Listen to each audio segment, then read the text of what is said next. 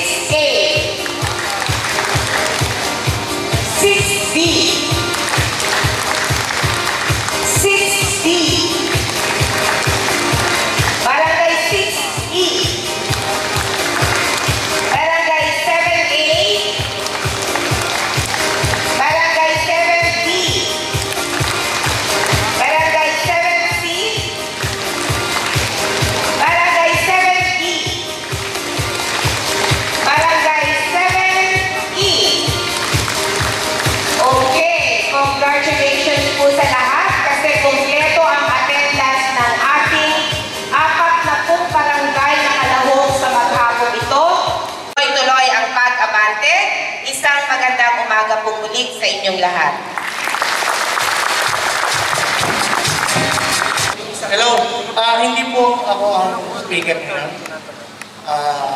Ang team leader ng PDC, no other than Intelligence Officer 3, yung pinakamaganda sa amin. Kasi wala isang speaker namin, kaya hinatid po namin. Kahapon ako po ang nagturo niya, but this time, binigay ko sa kanya. Siya po ang magtuturo. Dahil napakagalit po ng speaker yan. Kaya palagpakan po natin kung ang speaker. Magandang San Pablo po na sorpresa naman po ako. Marami po palang napakagaling kumanta dito sa San Pablo. Napanganga po ako. Ganito po, ang PIDEA po kasi kami po nandito para po sa programa ng gobyerno. At aminado po kami na hindi po talaga namin kaya. Kahit ang workforce po ng PIDEA, napakaliit na bilang lamang po kumpara sa PNP. At kahit po pagsamahin ng PIDEA at PNP together with the NBI, hindi pa rin po namin kaya ang problema sa droga. Dahil ang droga, kahit sa ito manggaling, sabi nga po ng aming Director General, siguradong sa ating mga barangay pa rin ito lalanding. So, bago po namin pag-usapan ang solusyon, which is the program, pag-usapan po muna natin yung malaking problema. Kasi pag nakita po natin yung malaking problema, doon magkakaroon po tayo ng burden para maging bahagi, hindi ng problema, kundi maging bahagi ng solusyon. Marami pong naging biktima. Marami po kasing nanlagan, ayaw nilang sumuko at isubmit yung kanilang sarili para sa magandang programa. So, real numbers. But good thing, hindi lamang naman po yung nakakalungkot na bahagi ang dapat nating pag-usapan. Meron din pong mga na-arrest na hindi naman po nahumantong sa ganung malungkot na kalagayan. We have 256,788 arrested, but that was from July to August 2020. And then we have conducted 176,777 na total operations conducted. So nagpapakita lamang po yan na talagang napakasisipag po ng ating kapulisan. At iyon po yung nakakalungkot. May mga naging biktima ng bugso ng laban sa droga. Yun po yung 5,856. Pasalamat din po ako sa support ng ating minamahal na mayor ng San Pablo. Kami po ay nagpapasalamat dahil tinanggap po ang programa para sa kaayusan, para sa katahimikan ng ating mga barangay. Salamat po. Bibigay ko na po muna kay Mayor Loreto Amante. Salamat po. Una po ay akin pong pagbibigay pugay sa atin pong Balay Silangan Officer at dati pong naging Provincial Director ng PIDEA dito po sa lalawigan po ng Laguna. Hindi pa rin po tumatanda. Mr. William Dulay, pinapakan po natin ang ating Balay Silangan Officer. At gayon din po sa ating pong isa po sa mga resource speaker, din pong PIDEA din po, Ma'am Jennifer Quintana. At Ma'am Sera sa PNP family, sa PIDEA family, sa mga minamahal po mga barangay officials, isa hong mapagpalang umaga po sa atin lahat. At talaga naman hong mapalad dahil yung ibang bayan na ibang probinsya po ay talagang hindi pa mo nila alam kung anong gagawin. Wala ho silang tulugan, wala hong makainan dahil dito sa bagyong Ulysses at bagyong Rolly. Talaga naman hong kapit-kapit po ang bagyo. At buti na lang ho, kahit po kapit-kapit po ang bagyo, ang ating pong lungsod ay nananatili pa rin yung ligtas. Sa awa po ng Diyos ay wala ho tayong mga casualty. At tingin ko, isa na rin pong naging bahagi po dyan ay ang pagsiservisyo at pagsusumikap ng ating mga barangay officials na masigurado na ligtas ang ating mga mamamayan. Kaya palakpakan po natin ang bawat sa mga barangay officials. At ngayon din po ay labis din po ang aking pong pasalamat sa bawat isang narito ngayon dahil doon po sa atin pong inumpisahan na anti-drug campaign noong mga nakaraang taon. At medyo na-hamper lamang po ito sa kadahilanan nito pong pandemya ng COVID-19. At ilan na rin po sa mga barangay po natin ang na-declare na drug-free barangay at nabigyan na rin po natin ng papremyo. At yung papremyo po natin po yun ay continuous na rin po. Kaya yun po ay bilang insentibo lang, ang hindi po yung bayad. Ano po?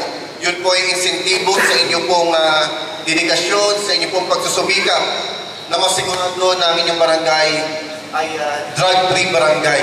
Dahil alam po ninyo pagka merong involved o meron pong drug addict sa ating pong barangay, talagang sakit din po ng ulo ng ating pong mga barangay officials. Dahil kaliwat kanan dyan ang nakawan, kaliwat kanan ang holdapan, kaliwat kanan ang subong ng mga magulang na kanilang anak ay nalulong sa mga masamang bisyo. At alam mo ninyo, yung drugs para din yung COVID, nakakahawa ho. Lalo na kung ang isang drug addict ay magaling manghikaya. Kaya dapat sa barangay pa lamang, sabi ka, kahit ang barangay daw, maliit na unit ng ating lipunan, pero alam po ninyo, sabi nga, ang 1,000 hindi mo makukumpleto yan kung wala mo ng piso. Kaya kung sama-sama po natin na gagawin ang ating trabaho, gagawin po natin ang ating tungkulin, na ating po sinumpaan, tingin ko wala tayong hindi mapagtatagumpayan. At gayon din po, sa bahagi din po ng ating lokal na pamahalaan, ay sinisimulan na po ang pagkukonstruct po ng ating pong balay silangan. At kasunod na po dyan yung ating pong drug rehabilitation. Supposedly po, ay kasabay na rin po yung drug rehabilitation po natin. Kaya lang, madami pa pong mga papers pa lang kailangan, mga requirements at Department of Health para po makapagpatayo tayo ng rehabilitation. Pero ayun po, sa awa po ng Diyos, kung makikita po nyo doon po sa atin pong sa FB po ng CIO, tayo po yung nag-ocular na po inspection dito sa San Gregorio, doon po sa pagtatayuan po ng balay silangan. At ongoing na rin po yung kalsada po doon upang maging maaluan po ang lahat po ng mga transactions at mga activities na gagawin po natin dito po sa ating pong compound ng ating pong city government compound din po yun ng ating pong lokal na pamahalaan dito po sa Barangay San Gregorio. At kaya po sa inyo po lahat na narito ngayon, alam ko pong hindi biro ang ating pong mga sinusuong upang masok po itong illegal na droga. Alam ko po na meron po mga nakatampuhan ho diyang mga kaibigan, kumpare, kapag-anak. Subalit, alam ko, bandang muli, pag na-realize po nila na tama naman po yung ating ginagawa, tingin ko, pasasalamatan din po tayo nitong mga magulang o ito pong mga na-involve sa illegal na droga pagka naitama po natin ang kanilang pong landas na tatahakin. At gayon din po, ay umasa po kayo na sa bahagi po ng inyong lingkod ang aking pong 100% na suporta. Lalo tingin po dito po sa kontra-droga po ng ating pong mahal na Pangulong Rodrigo Roa Duterte. At alam ko na alam naman ninyo na kahit ako ay naging biktima rin po niyan. Dahil alam naman po natin na sabi nga, hindi naman po natin mapipili yung ating pong kamag-anak. Talagang meron nalalabas na black sheep sa ating pong pamilya. Subalit, nandiyan naman ang PIDEA, nandiyan ang kapulisan upang supuin ito pong mga masamang gawain sa ating pong lipunan. Kaya po sa inyo po lahat, mulit-muli po ang aking pong papuri, ang aking pong pasalamat sa bawat isang narito ngayon. Sa inyo pong suporta mula noon hanggang ngayon, lagi po kayong nariyan. Kaya po sa PIDEA, sa PNP, Sir, keep up the good work. At alam ko po na ito po yung ating pong mapagtatagumpayan. Muli po, sa humapagpalang araw, mabuhay po Luzon na Sambak, mabuhay po tayo.